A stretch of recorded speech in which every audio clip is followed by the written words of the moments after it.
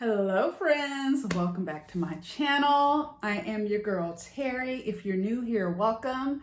And if you've been rocking with me for a minute, welcome back. All right, so today I want to come to you with a video talking about some of the potential problems you could face as a senior if you're out there deciding to date. The list is pretty exhaustive and I pulled out about 8 of the ones that I feel like could really be significant barriers. Okay, I'm going to share those with you now, so let's get into the video. And this is taken from an article here. So it says, for many of us over 50, we're at a point in our lives where we're hoping to find serenity and harmony with someone special. Maybe we finally gotten out of a toxic marriage or long-term relationship.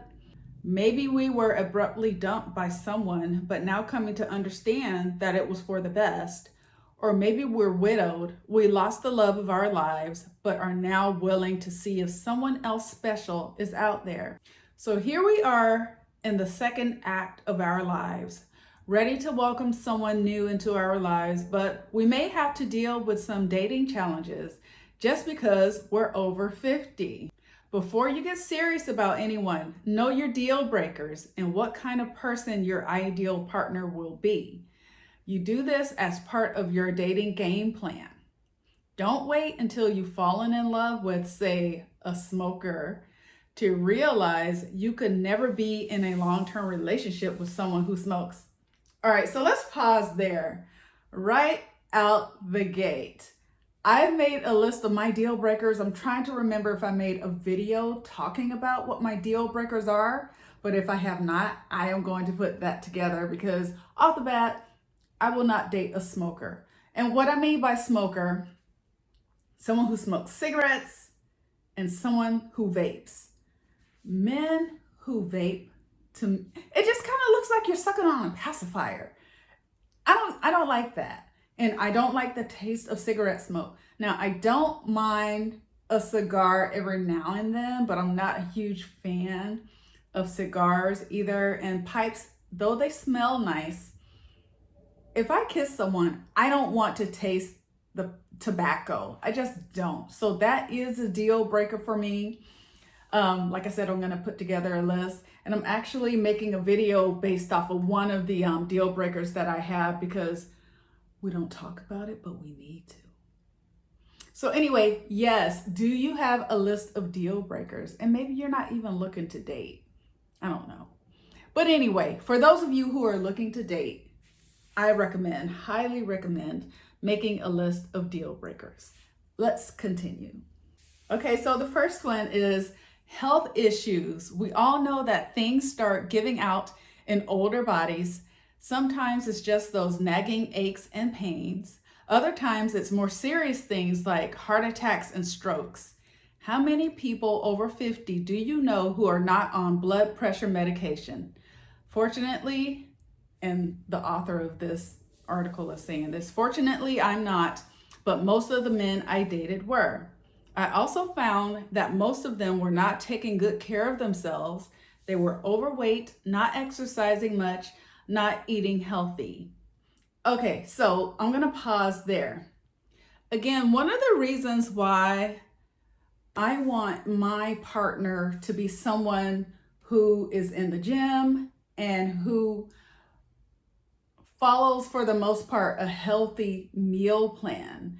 So one of the things that I have found is that the men in my age group and older do have health issues. So far, I haven't ran into any that were very severe, but it's definitely something that you want to be mindful of, because if you're planning to build something long-term, depending on the type of health issues that they're facing and whether or not they're managing it properly could determine whether or not you want to get involved with them, right?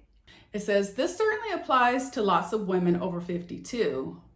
One of my dating deal breakers revolved around health.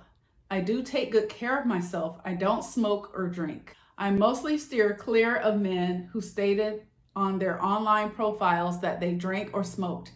And I knew I wouldn't be happy with someone who ate a lot of junk food and fast food. Okay, so here's the thing. I am a huge proponent of the saying, the company you keep is a reflection of you. That is not just about friends, because I do apply that to friendship, but also with the people that you date. I dated a man who was he was in his late 60s. He looked great, but his food choices were not healthy at all. And he had told me that in the past he was overweight, and he started taking that Ozempic stuff, and so that helped him lose a lot of weight, but he didn't change his eating habits. And he was still on the Ozempic, using it for maintenance. I'm not on Ozempic. So when we would go out to eat and stuff like that, we would often go to places where the food wasn't that healthy, or if we prepared a meal together, I did my best to be diligent about making sure that I was cooking healthier options. But he loved making desserts, he loved doing this and that and bringing them to me in these huge pans. And you know what? I started putting on weight. And I was like, wait a damn minute. This is not going to work. So for sure, I don't want to say it's I don't want to say it's a strict deal breaker, like he has to be a protein and veggies type of guy or something like that. But here's my thing. I'm looking after myself, and I want to eat healthy. And if I want to choose the healthier option, I don't want someone giving me a bunch of shit about it. If they want to eat crap, go ahead and eat your crap. I take that back. No, don't eat crap all the time. Try your best to look after your body. And I feel this way too. If I'm in good shape and I'm looking after myself, then it's not unrealistic for me to want to have a partner that does the same. But it's interesting that you'll have these guys that are overweight, don't look after themselves, but they want a woman that is fit. That blows my mind. It blows my mind, because I feel like if you come into partnership with someone like that, either the man is going to get on your regimen and start taking better care of himself, or else you may end up going down the same path that they're going down. So at this stage in our lives, ladies, we want to align ourselves with like-minded individuals when we're looking to date. All right, let me get off that. I remember one first and only date who told me he felt bad that he was so overweight, but said, I'm trying to lose weight, but I can't stop eating fast food. He had given up even trying. So one of my deal breakers is I will not date a man that is morbidly obese. I'm just not going to do that. There were a number of reasons he wasn't right for me. Just one of them was that I'd have a hard time living with someone who can't stop eating unhealthy foods when it's so important to me to take care of myself with diet and exercise. Chronic health issues like diabetes, cancer, COPD, the list is extensive, are dating challenges that need to be addressed. Some people put that information about themselves up front on their dating profiles so potential partners have a heads up. I do feel that it is important to disclose if you have health issues like diabetes, if you're facing cancer, anything that could potentially impact your partner. If you have a partner that has diabetes and you don't know that they have diabetes, there could be a situation where they're having complications. And if you don't know what's going on, then how can you help them? You know what I mean? And again, it's about how is this individual managing their health issues? Are they managing it, or have they completely given up, like this person that is being talked about in this article? It's important and only fair to share any health issues you have with potential long-term partners early in the relationship. Within the first few dates, you probably have an idea of whether or not this might be the one. So be honest and give them the option to stay or go. Your health issues may be more than they bargained for or are capable of dealing with. I agree with this 1000%. I remember I met a man online that had, I think it's Bell's palsy, where part of your face kind of starts drooping down. And was it that? Yeah. And he didn't disclose that in his dating profile. And all of his pictures, he looked great. However, when we met in person, it was visible. You could tell that he was stricken with this illness. And one of the side effects of it is, I don't know if one side of their face is numb, but he was like drooling out of the side of his mouth. And it was just kind of like, things like that, definitely you want to disclose. And then there was another man that was on a dating site, and he disclosed that he had multiple sclerosis. And as we know, there's a progression that happens there if you have multiple sclerosis. And so it's kind of like things like that, right? Because why would you want to keep that a secret? And then eventually it's going to expose itself, right? So let's say you put a few months in, the symptoms start revealing themselves, and your partner's like, wait a second, why didn't you tell me about this? And you've invested so much time, energy, and emotion only to find out that this person, they wouldn't have signed up for it in the beginning, and then they bail, right? So it's best to be upfront at the beginning. Okay, so next here, it says America has a huge drug and alcohol problem. Deaths from opioids increased among Americans aged 50 and older by 53% in 2020 over the previous year. The National Center of Health Statistics found alcohol-related deaths, which had already been rising for decades in this age group, rose by 18%. For sure, during the pandemic, drinking alcohol to deal with any kind of stress or problems became more normalized. But the rise in substance abuse, and in particular alcohol abuse in women, began well before that. Chances are that sometime in your life you dealt with your own addiction or that of others you know. A well-known newspaper and I wrote frequently about addiction and dating in recovery because we're both in recovery. We both knew it was a bad idea to even consider a relationship with an addict. It is not possible to have a happy, healthy relationship with someone addicted to anything: alcohol, drugs, sex, gambling, etc. Too much of their efforts and thoughts are focused on feeding their addiction. They don't have room in their heads or enough time in their days to fully devote themselves to a relationship. Oh my gosh, I could not agree more. This is another thing that is important, is to disclose if you have any addictions. I think that maybe we should normalize asking a person that we're considering dating if they have any addictions. If they're forthcoming, they will let you know. If they're not, they won't. Because I get it. For one, it's hard for people to admit that they have an addiction. I've met a few men that I believe are alcoholics, but they don't believe they are. One man that I met in his mid to late 60s had a situation where he had to call in. He got a DUI. He had to call in every day, and they could call him to come down to do a breathalyzer test. And he had to do that for a year. And when we met, he was on the tail end of that. I think he had like a month to go. But looking at that, it's kind of like, okay, so you're in your mid to late 60s dealing with that. So most likely you have an alcohol addiction, you know? So, and he tried to explain the circumstance, but I'm just kind of like, no, nope, not going to chance that.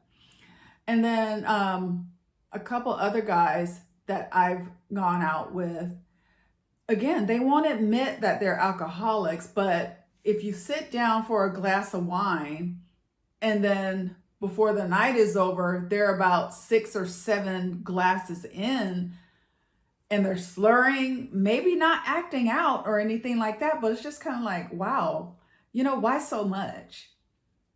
So anyway, I think it is important. And then also, if there's sex addiction.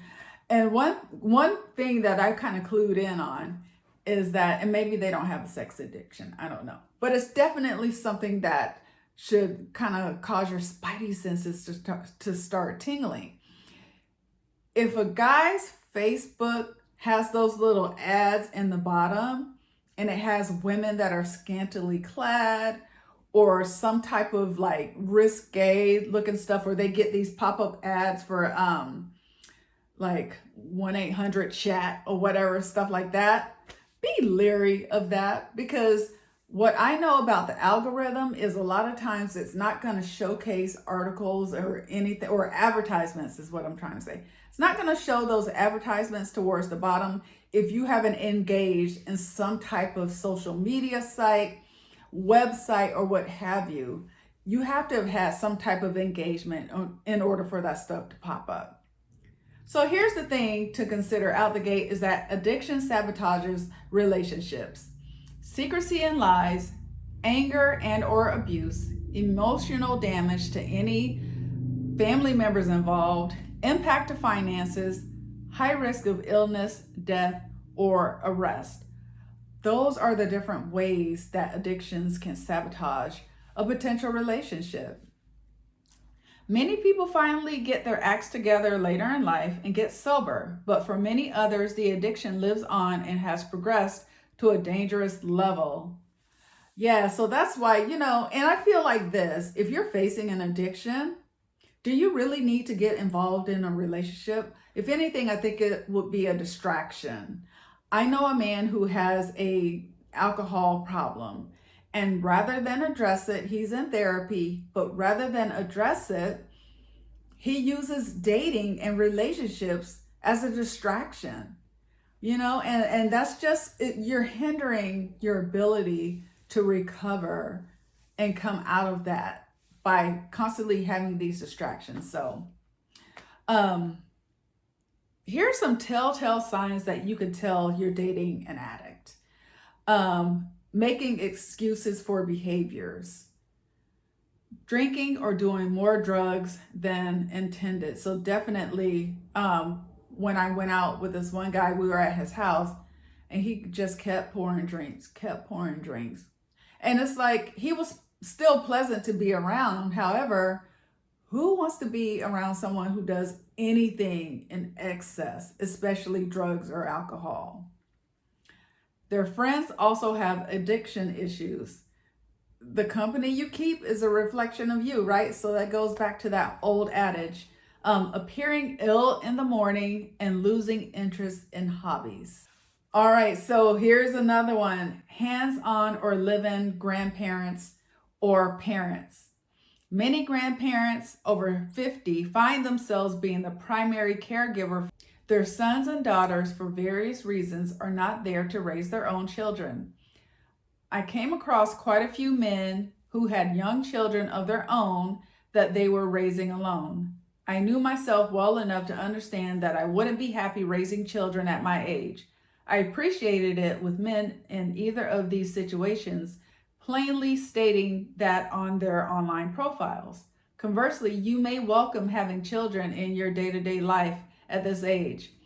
All right, so this is one of my deal breakers, because the thing is that men who are my age or older that have children in the single digits, I'm not signing up for that. I have an adult child, and even before she was an adult, when she hit about 13, 14 years old, I said, absolutely not. I am not going to be involved with a man that has a young child, because to me, I feel like I've done my job. I've raised my kid. Now, if they have a child that's maybe in the last couple years of high school, then maybe that would work, but certainly not dating a man that has a child in the single digits. For one, I'm like, why would you do that? Why would you have a kid this late in life?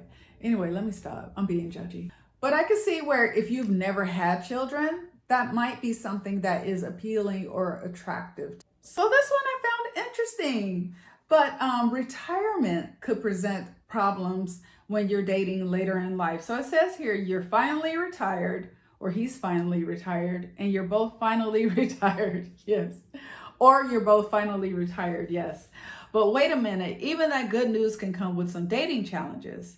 We often hear about women going nuts because their retired husband or boyfriend is always around the house idle and not knowing what to do with themselves. Both of you being at home together too much can put a terrible strain on a relationship, especially a new relationship. There are lifestyle considerations when one person is retired with plenty of leisure time while the other is still working. If you are retired and have lots of leisure time, you may want a partner who's in the same boat and will spend lots of time with you. It's only fair to make that clear early on when you're dating. Make sure your retirement plans are aligned with each other. Remember that even in the best relationships, you each need time and space away from each other. Try to strike a balance between the things you'll do separately and the things you'll do together. So for me, at this point in my life, I'm not retired yet, right? I still have a ways to go. I'm going to continue to work. I enjoy my job. Perfect. Most of the men that I have met, again, they're my age or older, it's kind of 50-50. Half of them are still working, the other half are retired. And I feel like the men that I've dated that are still working, it's great. You know, I tell them about my day at work, they tell me about theirs. There was a couple guys, you know, we would talk about like business strategy type stuff. I love that. But for the men that are retired or they have a lot of leisure time, I love that because that's the time they have to themselves. You know, if they want to swing by and grab me for lunch, we can go and have lunch. It's great. You know, they can go and do grocery shopping and all kinds of stuff. I'm just kind of like, I see the retirement side of things as a benefit. And retirement has not presented an issue for me, at least so far, when it comes to dating. Okay, so this next one is money. Money and finances can cause problems in any relationship at any age. In fact, they're at the top of the list of issues that can tear people apart. When you're over 50, add into the mix that one or both of you may be on a decreased fixed income. Okay, so this can come back to the whole retirement thing. With money tighter, money problems can escalate. Before getting too deep into a relationship, and certainly before moving in together, have a serious talk about finances. Do your best to determine each other's spending habits. Ask about any debt. Be sure your partner has the wherewithal to share in expenses. If eating out and or traveling frequently with your partner is important to you, be sure they want to do this and will be able to afford it. Discuss what kind of retirement each of you wants and how you can help each other attain those retirement goals. So I don't know if you can have the money conversation out the gate. You can kind of have it at a high level just to kind of see where, as far as like but you can ask, number one, what does their lifestyle look like now? Where are they living? What are the things they enjoy doing? Do they enjoy traveling? If so, how often? Where do they go? You know, just kind of get a feel for their lifestyle. And then you can have conversations about the future, things that you wish to do with your partner in the future. And so you can kind of tell, like, I remember going out with a guy who just told me flat out, he was like, you know what? I got divorced a few years ago. My ex-wife took me for more than half. So I really don't got it. I'm broke, you know? And that, at least he was upfront. I didn't go out with him again, but at least he was upfront and honest about it. And I was able to make an informed decision as to whether or not I wanted to continue dating him. But especially if you're looking for someone that you're wanting to have a future with, the money conversation is something that you'll definitely want to have. So these are some of the things that you'll want to consider as well. Who should pay for dates? How you will know if you're dating a romance scammer. So that's the other thing, y'all. There are some men and women out here that are scamming. I hate the question out the gate, what do you do for a living?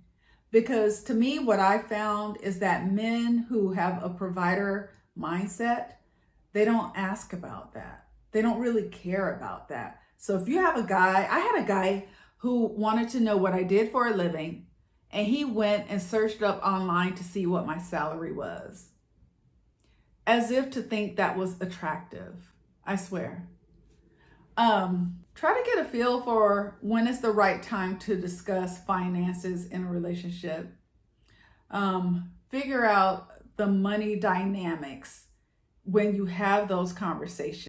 Something you'll want to be on the lookout for is whether or not this potential partner is lying about money in the relationship. Because believe me, that kind of stuff starts to show up, especially after you've gotten like past the first 3 months of being in a relationship with someone. Sometimes it happens sooner, but when you hit that 90-day mark, that's when things really start fleshing out.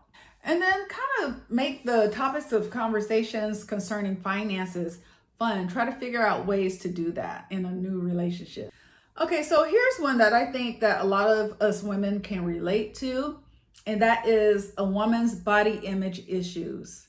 It's no wonder women have sometimes crippling body image issues. This is certainly one of the major dating challenges. All our lives, we've been bombarded with the ideal body we're supposed to maintain all our lives, nearly rail thin with smooth, supple skin and impossibly firm breast. We're even somehow expected to have a youthful glow, even into our 80s.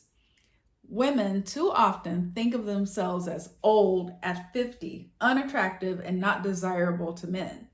Instead of being confident in and appreciating who we are, what we've done, and how much we have to offer, we fuss, have work done, and try desperately to hold on to a youthful appearance. It can be so bad for some women that they avoid dating entirely, so they never get to the point of shedding their clothing for intimacy. My advice to women with this issue: try not to let those thoughts keep you from dating and or from enjoying dating. Go out on lots of dates so you'll gain experience. I can almost guarantee that over time it will get easier. You'll stress less and less about your body. So I want to talk about this, right? Because I've shared in previous videos how I almost reached the point to where I wanted to give up on looking after myself, working out, dressing up, and so forth. And that's because I was looking at how old I was. I think I was about 48 at the time. But one of the things that I think too, going back to, so yeah, I can see how if you kind of let yourself go, because letting yourself go is a choice. It's not something that just happens, right? And you want to find a partner. And part of finding a partner, there's that intimacy, that physical intimacy that needs to happen. There's the other intimacy as well, but eventually like the physical intimacy that will eventually happen. And I can see how a woman who maybe has not looked after herself, she's gotten out of shape or whatever, how that could make her apprehensive about getting physically intimate with someone. I remember one of the things that worried me after I got divorced, I was like, well, I have stretch marks on my tummy, and my daughter's father didn't mind that because he's the one that helped me put them there, right? But in my mind, I was just like, oh my gosh, I'm just so embarrassed that I have these tiger stripes on my tummy. And as time went on, I came to terms with the fact that, guess what? People live lives, women have babies, and they go on and they continue to date and have physical intimacy. So I kind of had to get over myself. Thankfully, I have guy friends that I was able to talk to about this insecurity that I had. And they were like, at the end of the day, men really don't care about stretch marks. They don't. And the ones who do, don't date them. Y'all, I was liberated from that point on, right? I mean, I'll wear a 2-piece swimsuit, whatever. But anyway, I can see how body image issues can be a challenge for women when they are considering dating. Okay, so this next one here, I think this might be the last one because I said the list is exhaustive. The older man, younger woman syndrome. Although both men and women over 50 face dating challenges, women are sometimes hit with one particular that doesn't apply to men.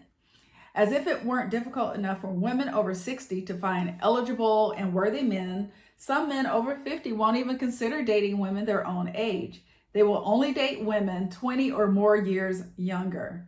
My advice to women, don't waste a minute fretting over this. Those guys are not going to be right for you. They won't keep you happy, and they probably won't ever be happy with you. They'll probably lead you towards even deeper body image issues. You have to figure there's a level of immaturity in them that may always be there. That is so true.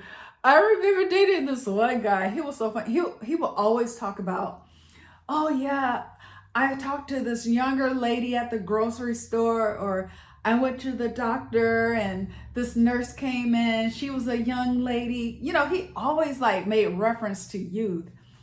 And I'm telling, if y'all saw this man, you'd be like, are you freaking kidding me? Get over yourself. Because he looked older than his age, you know, but I thought he had a cool personality. Anyway, we ended up becoming friends, but I could not date him because I'm just kind of like, men can have their preference just like anybody, right? So if a man wants to date a woman that's 20 years younger than them, so be it. That just means that he is not meant for the woman who is 50 and older. So I agree with this article. Don't even waste your time with guys like that. Although there may be plenty of men like this out there, I doubt that the majority of men over 50 fall into this category. And that has been my experience. And my thing is this, most of the men that I have been involved with, they date women that are my age and older to a certain limit. And if they date younger women, they're normally not going less than 10 years young. Most of them know enough to look at the whole woman, not just her outward appearance. If they're seriously looking for a life partner, they want someone who will be as compatible as possible. Someone whose personality, sensibilities, and lifestyle will fit with theirs. On the flip side, there are lots of women over 50 who are only interested in younger men. My feeling is that a relationship with more than 10 to 15 year age difference, whether or not it's the man who's younger, may be on shaky ground. And I can agree to that to a certain extent. I believe that there are exceptions to that rule, but I do believe that is the rule. But then again, since we're all unique, there really is no ideal age difference that will seal the deal for a lasting relationship. By the way, yeah, and so I've spoken about, dating younger men in some previous videos, and that's still something that I'm really not up for. My daughter, she is championing that. She's like, Mommy, you know what? You have a young spirit. You look younger than your age. Why not date a younger man? Y'all, I can't see it for myself to do something like that, at least not right now. So anyways, that is all I have for you. You know, I believe that the items that they touched on here, those are the ones that really stood out to me as being problems that you may have to face when you're dating as a senior. So I'm curious to know, are you out there dating? And if you are these some of the challenges that you face? What are some of the challenges that I didn't talk about that you faced? Or do you know that these are some of the potential challenges to dating and you just decided, I don't want to do it. I don't want to have anything to do with the dating scene. I would love to hear from you. Leave your comments down below. Let's have a conversation, and I will see you in the next one. Take care. Bye.